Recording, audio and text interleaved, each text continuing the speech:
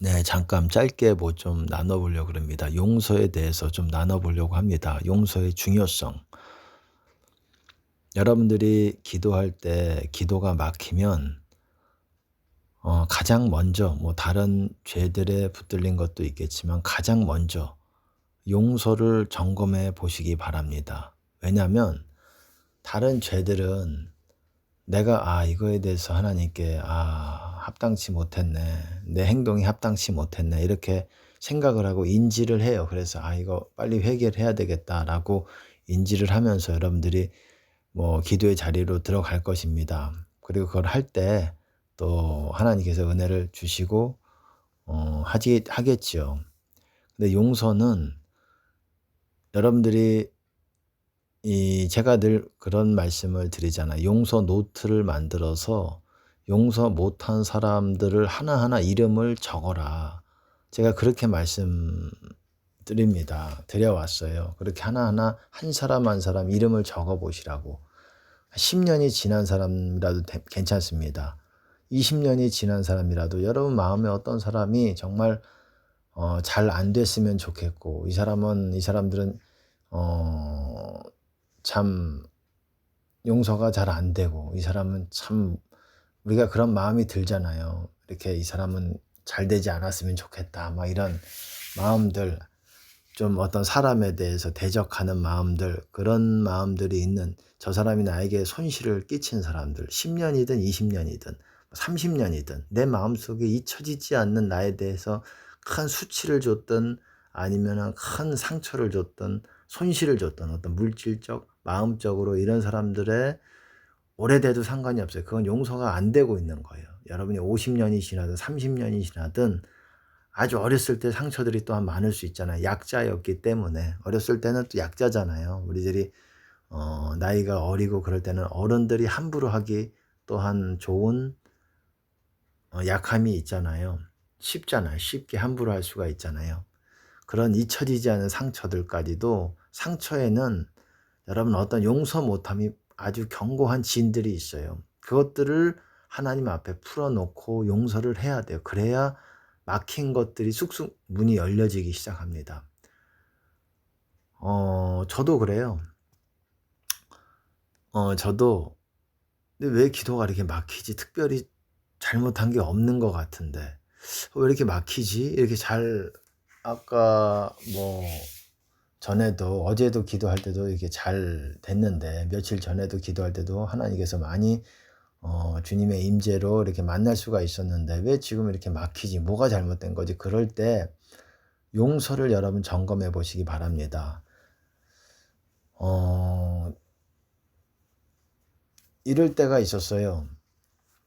저는 용서 노트를 만들어서 이름을 하나하나 적어 놨어요. 그럼 사람마다 그 사람이 달라요. 사람 수가. 어떤 사람은 뭐 적은 사람은 한 몇 사람밖에 없을 수 있고, 나는 뭐 거의 용서 못하는 사람 없다. 다 미워하는 사람 없다. 미워하는 사람이 없는 게 아니라 순탄하게 살고 이렇게 평안한 삶을 살았으면, 그리고 그랬으면 그런 일 없지만 사람인지라, 그리고 세상에는 좋은 사람이만 있는 것이 아니라 악하고 그런 사람들이 많아요. 그리고 그런 사람들은 순진하고 뭔가 정직하고 뭔가 이렇게 그런 사람들을 좋아해요.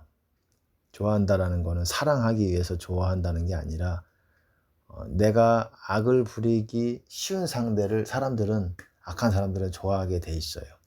내가 거짓으로 대하고 뭔가 이렇게 뭐 어쨌든 사람 나름이죠. 하지만 중요한 거는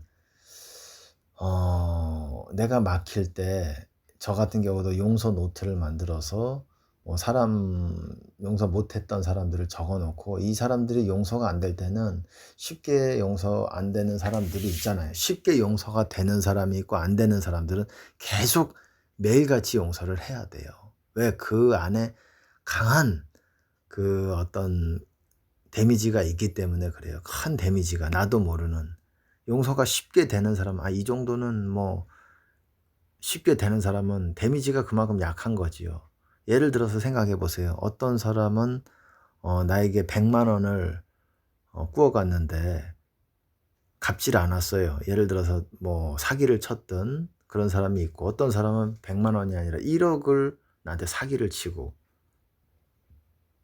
그 두 사람이 내가 용서하는 데 있어서 쉽게 그렇게 똑같이 두 사람이 똑같이 보이지는 않잖아요. 어떤 사람은 쉽게 100만 원 정도면 없던 것으로 치지, 잃어버린 걸로 치지. 하지만 1억, 10억 뭐 이 정도로 내가 만약에 속임을 당했다 그러면은 쉽지 않잖아요. 그럴 때는 계속 매일같이 용서를 해야 돼요. 그래서 저 같은 경우도 이렇게 항상 그런 것들을 점검해 봅니다. 막힐 때는, 내가 영적으로 막힐 때는 그거를 먼저, 용서를 먼저 점검해 봐요. 그리고 그 용서를 할 때, 어, 그럴 때, 이렇게 수문이 정말 더 열리고 그렇습니다. 점점 옛날에 용서했다고 하더라도 용서가 또, 나도 어느새 모르게 또 용서가 못한 상태로 돼 있어요. 그래서 저 같은 경우는 하나님께 물어보는 경우들이 있어요. 제가 용서 못한 사람이 몇 명입니까? 그럼 하나님께서 알려주세요. 또 누군지도 알려주시고, 나도 모르게 그 사람은 용서된 줄 알았는데, 충분히 용서를 시간을 걸쳐서 했는데도 내가 용서를 그땐 또 했어요. 하다가 시간이 지나서 다시 그 사람에 대한 생각을 마귀가 뿌리기 시작합니다. 그럼 또 나도 모르게 용서 못한 상태로 들어가게 돼요. 그건 나도 인지를 못해요. 그렇기 때문에 우리가 자주자주, 용서라는 거는 과거에 용서했다고 끝나는 게 아니라 다시 마귀는 그거를 생각을 뿌리고 생각을 주고 다시 이 떡밥을 우리에게 줘서 낚아버리게 만들어요. 상처를 생각나게 하고. 그러면 우리는 또 사로잡히는 거예요. 그래서 그 용서가 되지 않으면 또 우리는 계속 주님을 기도를 해도 왜 주님을 만나기가 어렵냐. 주로 그렇습니다.